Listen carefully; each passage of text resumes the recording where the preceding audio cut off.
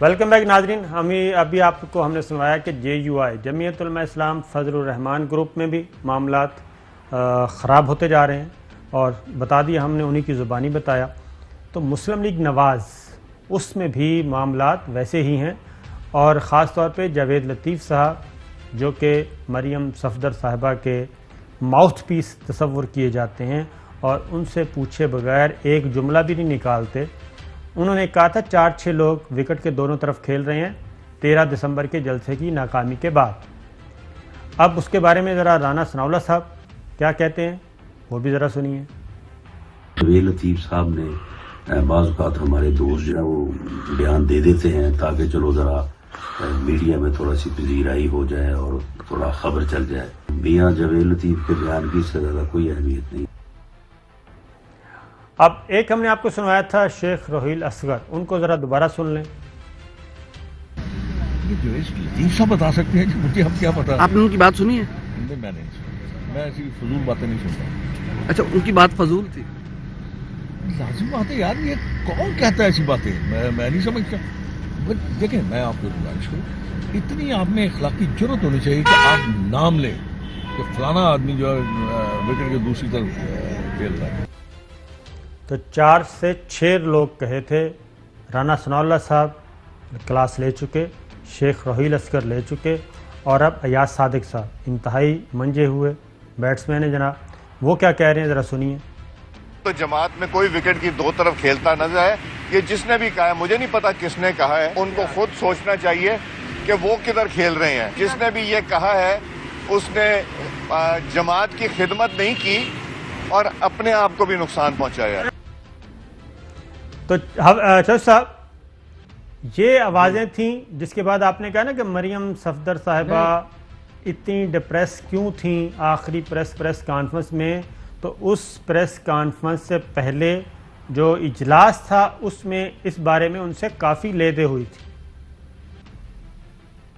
اب آپ مجھے یہ بتائیں کہ اس وقت آپ ہمارے چینل پر ایک بیان چل رہا ہے سیکرٹری جنرل مسلم لیگ احسن اقبال صاحب کا جی کہ جی یہ ڈٹائی سے جھوٹ بولتے ہیں، یہ کرتے ہیں، وہ کرتے ہیں.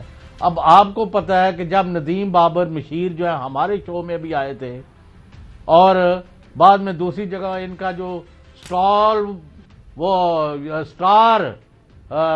بیٹسمین ہے اس کو جو چاروں شانے چت کر دیا گیا، اور ہمارے بھی چیلنج تھا موجود، لیکن باوجود ادھر تشریف نہیں لائے.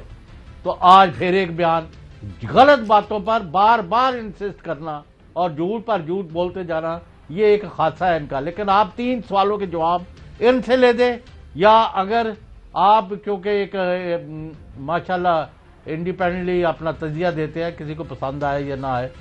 آیا جو ٹیمپو تھا 13 دسمبر کی شام جو مینار پاکستان کے سائے میں یہ ان کی PDM کا جو ٹیمپو ٹوٹ گیا ہے، وہ آیا یہ دوبارہ اس کو بحال کرنے میں کامیاب ہوں گے؟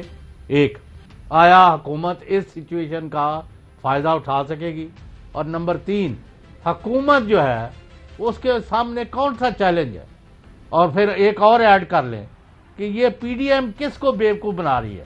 نہ ان کا دھاندلی پر بیانیہ کامیاب ہوا، نہ ان کا 2.5 سالہ اس حکومت کے بارے میں کوئی بڑا ایسا ہولناک سکینڈل جو ہلا کے رکھتے ملک کو، جو ان کے ابھی تک نکل رہے ہیں. جی تو اس کے باوجود یہ کس چیز پر بینک کر رہے ہیں؟ ان سوالوں کے جواب یا آپ لے لیں ان سے یا آپ دے دیں. نہیں چودھری صاحب، پہلے تو گورنمنٹ کی بات کر لیتے ہیں. گورنمنٹ کو تو چاہیے کہ وہ شکرانے کے 2 نوافل ادا کرتے اور اپنے کام پہ لگ جاتے ان کے تمام وزیر، مشیر، ترجمان. لیکن وہ میرا خیال ہے کہ ابھی بھی ان کی سوئی ادھر ہی پھنسی ہوئی ہے، اور وہ اس موقع سے ابھی وہ مینار پاکستان سے نہیں واپس آئے، وہ مینار پاکستان سے نہیں آ رہے واپس، اور ابھی سوئی ان کی ادھر ہی پھنسی ہوئی ہے. اسی پہ شادیانے بجا رہے ہیں. ان کو مینار سے نیچے اترنا چاہیے اور عوام کی خدمت کرنی چاہیے. اپنی کوئی بیلنس شیٹ اچھی کرنی چاہیے، کارکردگی شیٹ میں کچھ چیزیں ایڈ اپ کرنی چاہیے، اور جو محنت کر رہے ہیں وزیر اعظم عمران خان ان کو آگے بیان کرنا چاہیے، نہ کہ اگلی باتیں. اس کی ریزن ہے ضمنی الیکشن آ رہا ہے، ان کی تیاری کرنی چاہیے. اور جو آپ نے کہا کہ ان کی صفوں میں کوئی اتحاد ہے، اتفاق ہے، نہیں ہے، تو کچھ تو میں آپ سے شارٹ سنواتا ہوں، لیکن ساتھ ہی آج تک ان کے درمیان اختلاف ہے کہ جناب ضمنی الیکشن میں حصہ لیا جائے یا نہ لیا جائے۔ گائز، اگر آپ نے ابھی تک میرا چینل سبسکرائب نہیں کیا تو کرنٹ افیئرز کے ریلیٹڈ انفارمیٹیو نیوز سے باخبر رہنے کے لیے ابھی سبسکرائب کا بٹن دبائیں، اور ہاں، بیل آئیکن پر کلک کرنا نہ بھولنا تاکہ نوٹیفیکیشن آپ تک بر وقت پہنچ سکے۔ Thank you.